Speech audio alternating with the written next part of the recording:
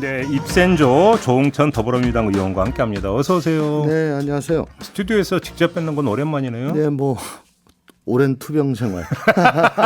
어떻게 다 나으셨어요? 아유, 뭐 저는 증상 없이 예, 그냥 뭐 증상이 왜 없었어요? 딸꾹질 있었지. 그 얘기 그만하세요. 고생 많이 하셨나 보네. 네, 복근 생겼습니다. 복근 생기지 그거 괜찮겠다. 맞아. 요즘 아랫배 나와서 미치겠던데. 예, 그렇군요. 아무튼 고생 많이 하셨고요. 감사합니다. 중앙위원회에서 지금 당헌 개정은 부결된 얘기부터 좀 여쭤봐야 될 것 같은데요. 예.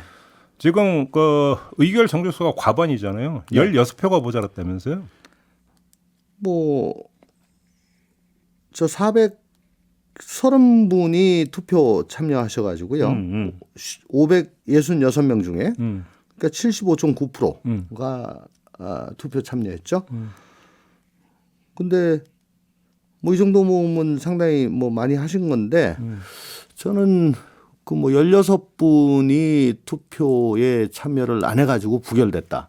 그러면 그 뭐 16분은 다 투표 참여 안 한 게 아니라 찬성이 16표 모자랐다는 얘기가 되는 거예요. 아니 그 어제 대변인 얘기는 16분이 투표에 참여 안 해서 부결됐다. 대변인 그렇게 얘기했나요? 예, 관심법. 예. 예, 그분들은 다 찬성 할 걸로 그렇게 아셨나 봐요.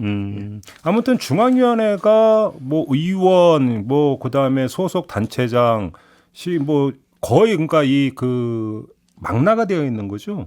선출직이니 뭐 이런 사람들은 다. 그리고 저 지역위원장, 원내외 그러니까 그게 제일 많죠. 그러니까. 네네. 230 몇 개 그 원내외 그분들이 제일 많죠. 근데 아무튼 지금 쟁점은 근데 당헌 80조였잖아요. 네. 이 개정안을 다시 올리겠다고 지금 비대위가 밝혔는데 이게 일사부재의 원칙에 위반되는 거 아니야? 논란 빚어지는데 의원님은 어떻게 보시는 겁니까? 뭐 그렇다고 합니다. 저는 아직 따져보지 못했는데 요번에 전당원 투표 요걸 또 올리면은 뭐 이거는 안 돼. 그러니까 이것까지 포함해 가지고 부결된 안건 그 자체를 그대로 올리면 안 되는데 그러니까 안건을 살짝 바꿔 갖고 올리겠다. 일부라도 빼고 올리면은 그건 변경된 안건이다. 뭐 이렇게 해석을 하더라고요. 그런 거죠. 그러니까 전당원 권리당원 그 투표를 우선시하는 거 빼버리고 네. 다만 이제 당헌 80조 사망 네. 그 개정안만 이제 올리면 이게 다른 안건이 돼버린다. 이게 이제 비대위도 올린 거예요? 그렇습니다. 근데 그것도 좀 뭐 저는 조금 불만인 게 어떻게 전당원 투표 그것만 문제가 있다고 간주를 하냐. 80조에 대해서도 사실은 그동안에 많은 경론이 있어 왔죠. 네.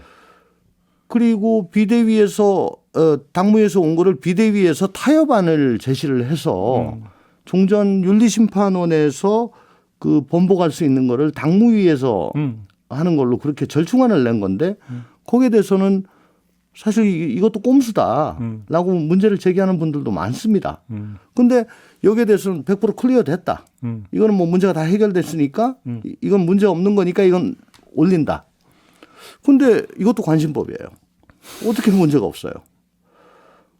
아니 이번에 보시면 아시겠지만 전당원 투표 이 문제도 이 사실 조용히 지나가다가 당무위를 통과한 다음 날 언론에 보도되면서 알았습니다. 몰랐어요, 의원님도? 전혀 몰랐죠. 금요일 날 당무위를 통과했는데 토요일 날 언론에 보도가 됐어요. 그리고 다음 주 수요일 날 중앙위 의결만 남았다. 이게 무슨 소리냐. 뭐 이런 게 다 있냐. 당원 16.7%의 동의만 있으면은 당 해산도 가능하다는 얘기인데 이게 무슨 얘기냐. 이런 걸 왜 수기 절차를 거치지 않고 그래서 나만 몰랐나 싶어가지고 의원들한테 물어봤더니 아는 사람이 없어요. 이재명 박용진 당대표 후보 간 토론회에서 박용진이 자기는 몰랐다. 당신은 알았냐 그러니까 이재명 후보도 자기도 몰랐다 그래요. 그럼 도대체 이게 어떻게 된 거냐. 근데 이제 제가 말이 약간 빗나갔는데 그런 식으로 당무위란 것이 사실은 비대위원장 혹은 당대표가 의장입니다. 그 사람이 키를 트는 대로 갈 수밖에 없어요. 그래요? 여기에 대해서는 사실은 이의가 많습니다. 그러면 우상호 비대위원장의 작품이라고 보십니까? 아니 뭐 누구의 작품이라기보다 지금 80조에 대해서 아직도 석연찮은 부분이 많은데 이거는 아무 문제가 없다 해가지고 이번에 다시 올린다는 거. 그리고 지금 중앙위 개최하려면 소집 5일 전에 공고를 해야 되는데 다만 긴급을 요하는 경우에는 당무위 의결로 달리 정할 수 있다. 근데 당무위가 안 열렸어요. 오늘 연다는 거 아니에요? 근데 뭘 중앙위 오늘 당무위를 열기도 전에 네.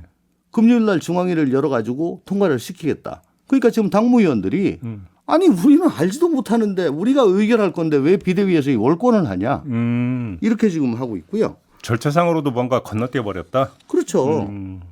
그리고 도대체 이 긴급을 요하는 경우가 뭐냐. 80조 같은 경우에는 이거는 대표가 다 새로 들어오고 난 다음에 수기를 거쳐가지고 좀 찬찬히 정하면 될 거 아니냐. 이런 생각들이 많습니다. 그러게 그렇게도 할 수 있는데 왜 이렇게 그런 비대위는 서두른다고 생각을 하세요? 모르겠습니다. 혹시 그게 이제 새 당 대표한테 부담을 덜어주기 위한 거라고 봐야 되는 겁니까? 도대체 뭐 정해진 뭐가 있는지 계속 긴급하다. 아 연기 좀 해달라. 연기 좀 해달라 그러니까는 아 이거는 연기 못한다. 연기하면 전당대회가 연기가 된다. 근데 원래 수요일 날 중앙위에서 통과돼야 되는데 이게 통과 안 되니까 오늘 당무위하고 금요일 날 중앙위 하겠다는 거잖아요. 그럼 벌써 이틀이 연기가 됐습니다. 연기해달라고 했을 때 이틀 연기하고 수기하고 토론했으면은 얼마나 스무스해요. 근데 그거 안 하고 중앙위를 또 온라인으로 합니다. 근데 중앙위는 다 해봐야 지금 560명인데 지금 서울 경기에 대의원 대회 그 1,000명 넘어요. 그거는 대면 오프라인으로 합니다. 그건 말이 안 맞죠. 왜 이건 비대면, 이건 대면인데 왜 이건 또 비대면이냐? 네. 중앙위를 대면으로 해야죠. 그래서 이게 왁작지껄 해가지고 난상 토론을 하고 난 다음에 해야 됩니다. 네. 알겠습니다. 그 문제는 그 정도로 하고 이제 일요일이면 새 당 대표가 선출이 됩니다. 네. 뭐 이변이 없는 한 이재명 후보가 당 대표가 될 것 같은데요. 그냥 이렇게 대놓고 여쭤보겠습니다. 이재명 대표 체제의 민주당 과제가 뭐라고 생각하십니까? 풀어야 될 과제, 최우선 과제가 뭐라고 생각하십니까? 저는 이제 돌이켜 생각하면은 이재명 의원이 네. 우리 당 대선 후보였을 때 문재인 정부의 주택 정책은 잘못됐다라고 하면서 좀 부정도 하고 상당히 중도적인 정책 네네네. 뭐 그런 것들을 많이 좀 냈었죠. 제가 아는 한 이재명 의원이 그렇게 뭐 좌쪽이다, 급진적이다 이런 사람은 아니에요. 근데 대선 낙선 이후에 다시 개항에 가고 또 당권에 도전을 하면서 강성 의원들과 규합이 되고 개딸들의 요구에 부응을 하면서 지금 저렇게 좀 또 강하게 됐거든요. 저는 대선 기간 동안에 보여줬던 그런 중도적인 모습 그리고 지금 우리가 의석이 169석입니다. 여의도 여당입니다. 네. 입법권이 있어요. 민생이 어렵다. 대한민국을 둘러싼 국제 정세가 불안하다. 뭐 퍼펙트 스톰이 몰려오고 있다. 말로는 다 그렇게 하는데 우리가 입법권을 책임지고 있고 또 우리가 키를 잡고 이렇게 하지 않으면은 윤석열 정부가 제대로 할 수가 없습니다. 이참에 주도적으로 민생에 한번 집중해서 우리의 실력을 제대로 보여주는 실력 있는 민주당을 한번 보여주는 거기에 알겠습니다. 집중을 했으면 좋겠습니다. 알겠습니다. 뭐 그건 이제 앞으로 좀 지켜봐야 되는 포인트 정도로 정리를 하도록 하겠고요. 몇 가지 현안에 대한 어떤 의원님의 좀 견해를 여쭤보고 싶은데 일단 지금 같은 당의 김용민 의원이 이른바 김건희 특검법을 발의를 하지 않았습니까? 네. 현실화 가능성이 있다고 보십니까? 아니면 다른 포석을 깔고 있다고 보십니까? 발의에. 특검법은 어쨌든 지금 법사위원장이 김도우 국민의힘이죠. 예, 국민의힘이죠. 그러니까 법사위 통과 가능성이 뭐 굉장히 낮다고 봐야 되지 않겠습니까? 네. 이 강행도 사실은 뭐 법사위를 어렵다. 통과해야 되는데 그럼 패스트트랙 밖에 없는 건데요. 그때 되면은 이게 벌써 반년 이상 지나는 거고, 그러면 그 사이에 잊혀진 얘기가 될 수가 있거나 아니면 이제 명분을 쌓아야 되는데, 그러면 지금은 뭐 이렇게 이슈가 뜨거울지 몰라도 그때는 다 사라진 얘기가 될 수도 있고, 그러니까 뭐 이걸 또 뭐 당론으로 한다는 얘기도 있는데 저는 좀 적절치 않다고 봅니다. 아, 그렇게 보시면. 근데 그리고 저는 평소에 당론법을 한 것 자체를 반대합니다. 왜냐하면 국회법에 어긋나기 때문에. 의원 한 사람 한 사람이 걸어다니는 헌법기관이기 때문에. 아니요, 저 국회법에 보면 의원은 국민의 대표자로서 소속 정당의 의사에 기속되지 아니하고 양심에 따라 투표한다. 국회법 제 114조의 2 자유투표라는 조항이 있습니다. 그러니까 뭐 이 사안이 아니더라도 당론 투표는 취재받지 않는다. 예. 의원 소신 투표가 기본이 돼야 된다 이런 말씀이신 건가요? 알겠습니다. 근데 김건희 여사 얘기가 나왔으니까 어제 또 불거진 거 있잖아요. 윤석열 대통령의 대구 서문시장 방문 일정이 또 팬카페에 공개가 됐다. 청와대에 계셨으니까 평 좀 해주세요. 이런 일이 왜 발생합니까? 이건 뭐 있을 수 없는 일이고 네. 이거는 적어도 김건희 여사의 친인척 혹은 완전 최측근 다 거의 모든 걸 공유하는 그 정도 사람 아니면 이게 빠질 수가 없는 얘기죠. 근데 친인척이라고 해서 대통령 일정을 어떻게 공유를 합니까? 그것도 말이 안 되는 거 아닙니까 사실은? 돌이켜 생각하면은 윤석열 정부 출범 직후에 김건희 여사가 용산 대통령실 대통령 집무실을 5월에 방문을 해서 그때 사진 공개도 사진을 공개한 게 있습니다. 그게 뭐 대통령실 사진 기자단 출처가 아니고 팬클럽에서 나갔는데 맞아요. 그게 오빠가 찍었다 뭐 이런 얘기가 있었잖아요. 그리고 김건희 여사가 착용하고 다니는 의상에 대해서 자세하게 저게 뭐 가격이 얼마고 어쩌고. 근데 그 의도에 대해서 또 상당히 의심을 하는 그런 분들도 좀 있었고 완판됐다 그러고. 그러니까 뭐 그런 것들을 감안한다면 그 대통령 부인의 오빠로서는 좀 맞지 않는 처세였잖아요. 그게. 왜 그랬을까요? 상업적 목적이 있었나라고 저는 의심을 합니다. 상업적 목적이요? 뭐 옷 같은 거. 네, 그런 거는. 아니 오빠가 옷 가게 하는 거 아니잖아요. 모르겠습니다. 그거는.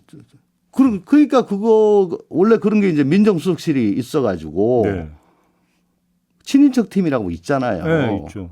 그러면 그 가서 경고를 세게 하죠. 친인척 팀들이. 이러시면 아니되옵니다. 아니 이 정도면은 거의 뭐 한 번만 더 이런 식으로 하면은 당신은 완전 뭐 꼼짝 못하게 할 거야. 경고를 엄청나게 합니다. 친인척 팀들이. 그 얘기 나온 김에 엊그제 운영위원회에서 이제 김대기 비서실장이 출석을 했고 건진법 사유 관계를 물어보니까 1년 동안 뭐 교류가 없었다고 하더라라고 이야기를 했잖아요. 답변을. 그리고 끝이었고 법사위원회에서는 건진법사 수사 필요성 이야기하니까 한동훈 그 뭐 장관 같은 경우는 또 그 대답을 좀 약간 부정적으로 했고 이런 어떤 그 접근법은 어떻게 평가를 하세요? 호가호위했다라고 하는 보도는 이미 나온 상태잖아요. 네. 근데 김건희 여사하고 1년간 교류가 없었으니까 별 문제 없다라는 취지로 이렇게 넘어갈 성질의 문제입니까? 그게? 구체적인 육하 원칙에 맞는 그런 자료를 제시하지 아니한 채 뭐 그런 얘기가 있다라고 하면은 비서실장이나 법무부 장관 혹은 수사기관에서 할 수 있는 답변은 그런 것밖에 없죠. 근데 보도에 보면은 지인을 대동하고 기업인 대동에 가서 세무조사 무마 청탁까지 했다는 거 아닙니까? 그러면 좀 더 보도는 그렇게 나왔잖아요. 좀 더 파서 뭐 그럼 아야 소리 못하게 수사를 해야 되는 거 아니에요? 아야 소리 못하게 들고 추궁을 했어야죠. 그러니까. 네. 그 의원들이. 네네네. 그러니까 할 말이에요. 민주당 의원들 말씀하시는 거죠 지금? 뭐 민주당이 됐건 어쨌건 뭐 민주당이겠죠. 공부를 덜 한 것 같습니다. 알겠습니다. 시간이 다 됐는데. 벌써요? 너무 빠른데 지금 감사원 감사 있잖아요. 감사원 감사가 지금 문재인 정권 때의 문제로 지금 집중이 되고 있는데 얼마 전에 저희가 최재형 의원, 전 감사원장이죠. 인터뷰된 최재형 의원 같은 경우는 정권 출범하면 보통 어차피 한 이때는 전 정권 감사밖에 할 수가 없다. 또 이렇게 그렇죠. 이야기를 하던데 예. 그럼 그렇게 이해를 하면 되는 겁니까? 아니면 표적 감사라고 봐야 되는 겁니까? 아니 근데 지금 최재해 원장께서 일단 의심을 받을 만한 국정운영을 지원하는 기관이다. 예, 그 말씀을 이미 뭐 부지불식간에 하셨는지 어쩐지 모르겠지만 하셨고 또 유병호 그 사무총장이 벌써 오감으로 볼 때 굉장히 그 어떻게 정치적으로 중립적으로 감사를 하고 있다는 그런 느낌을 별로 안 주고 있는 상황에서 전방위적으로 통상적인 전 정권 감사라고 보기에는 문재인 정부 시절에 지금 여당이 야당이었던 시절 검찰이 친정권 일색의 검사로 수사 라인이 꾸려져 있어서 수사를 하지 않는다. 이거 큰 문제가 있다라고 주장을 했던 그런 사안들에 대해서 쪽집게처럼 집어서 지금 감사를 하고 있는 거 아니냐. 그러니까 바로 수사를 들어가기에는 좀 부담스러운 것들은 압수수색 영장 없이 자료를 충분히 수집해서 네. 문제를 도출할 수가 있거든요. 그러니까 수사 전 단계에 감사를 지금 실시하고 있는 거 아닌가 하는 그런 의구심을 가질 수가 수사 전 있습니다. 단계의 감사다. 네. 알겠습니다. 시간이 다 됐네요. 마무리해줘 의원님. 고맙습니다. 네, 감사합니다. 조홍천 더불어민주당 의원과 함께했습니다.